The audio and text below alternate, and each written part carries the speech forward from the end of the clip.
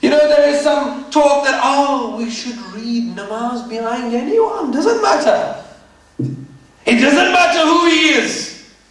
Whatever is inside him, Allah knows better. But shall I tell you what the way of the Sahaba was? Ah, there was one man. He was an Imam of the Sahaba. Yani being an Imam of the Sahaba is a very big privilege. And who appointed him? He was appointed by the Prophet sallallahu alayhi wasallam. He was appointed by the Prophet sallallahu alayhi wasallam as Imam. And the Prophet said, go and read namaz. Sahaba will read namaz behind you. And one day the Prophet said, Khabardar, no more namaz behind this person. No more namaz behind this person.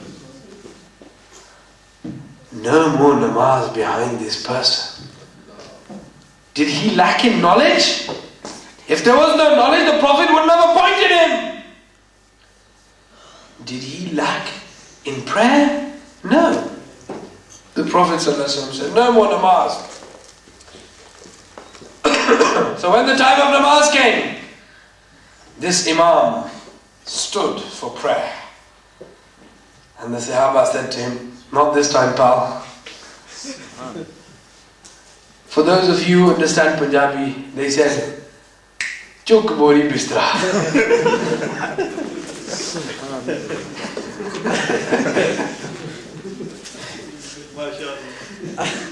Bori bistra.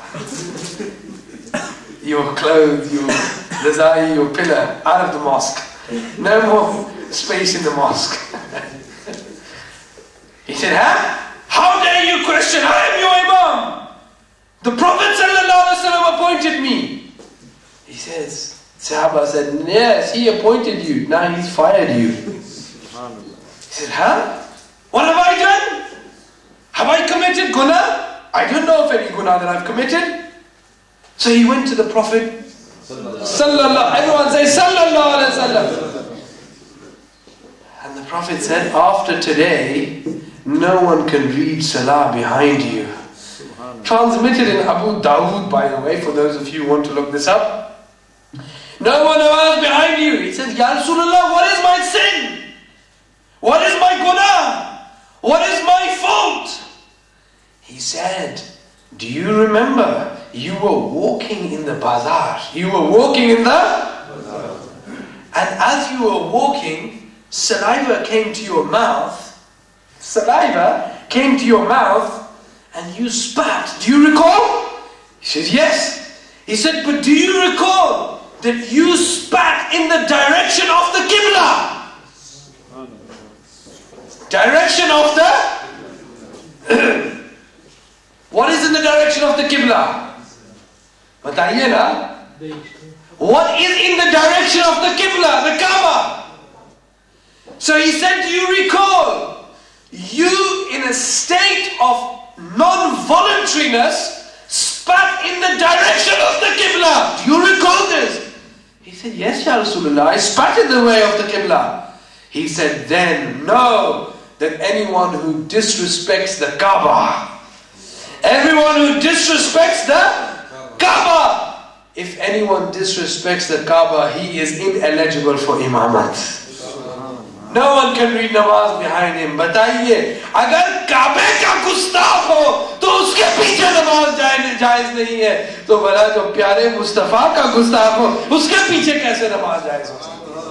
If a person who violates the sanctity of the Kaaba, you cannot read namaz behind him because his iman is now affected, then what about the person who violates and disrespects the sanctity of Rasulullah sallallahu alaihi wasallam?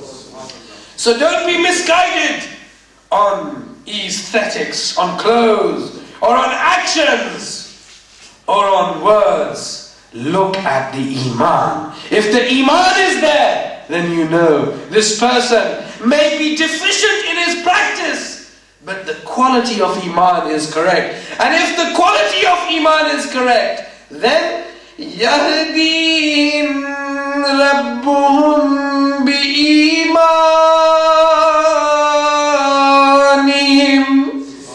Allah will guide him according to his Iman. Allah will guide him according to his Iman. But as if his Iman is filthy and he has disrespect for the Prophet ﷺ, every time he opens the Quran, he looks, can I find a fault in Rasulullah ﷺ? Every time he opens a hadith, he finds, can I find a fault in Rasulullah ﷺ? Then you know the quality of that Iman. But where you go in the company of somebody, he may be a sinner, he may be whatever he is, but you find that whatever he is, in his words, in his practice, you see the shining star of the love of Rasulullah sallallahu alaihi wasallam. Then you know that yes, his namaz may be defective, his roza may be defective, but his iman is not defective. Why? Because that love is the criterion, and I use these words very carefully, that love is the criterion which judges the reality of Iman. In your grave, when you go, the angels are going to ask two sets of questions. One based on your Iman and one based on your Amal. Iman comes first, Amal comes second. Now if you go up to Haji Sahib and you say, Janab Haji Sahib, Assalamu alaikum, ki haal hai, theek ho? Tohada Rabb kaun hai? Who is your Lord? What is Haji Sahib going to say to you? If he's a very angry person, he's going to slap you in the face. He's going to say, you come up to me and you see me and you say, Man Rabbuka, who is your Lord? Can't you see? Acha, maybe he's in a good mood. He will say, okay, Rabbi Allah, Allah is my Lord. But then, when he has said, Rabbi Allah, Allah is my Lord, have you got the guts to go up to an alim or a pious person and say, Ma dinuka, what is your deen? Is this a nice thing to say to someone? Tell me. You go up to a Haji Sahib who's just come from Hajj. You go to receive him at the airport and you say, Assalamu alaikum, man rabbuka, ma dinuka. He's going to say, Astaghfirullah azim. Are you greeting me or are you trying to offend me? You know where I'm coming from. Then you ask me, Man Rabbuka, Ma Dinuka. But you will say, sorry Haji Sahib, when you go into your grave, Allah will assess your Iman by asking you these questions. But only these questions? No. Allah will firstly say, Man Rabbuka, who is your Lord? But then there will be some people who will say, yes, Rabbi Allah. But their Iman will still be defective. So in order to determine the quality of their Iman, then they will be asked, Ma dinuka, what is your deen? And if they say our deen is Islam, then that should be enough, isn't it? If you go up to say somebody and say, what is your deen? And he says, I'm a Muslim. Now will you ask him any more questions? Yes. Will you ask him any more questions when he says, I am a Muslim, to determine his Iman? No, you will be content. You will say, fine. He says he's a Muslim, he's a Muslim. Allah knows better. But in the grave, when you are questioned, the third and the final question on your Iman is not whether you are a Muslim or whether you believe in Allah. The third and final question is, yes, we know you believe in Allah. We know you are a Muslim. But now tell us, what did you used to say about this personality, Muhammadur Rasulullah?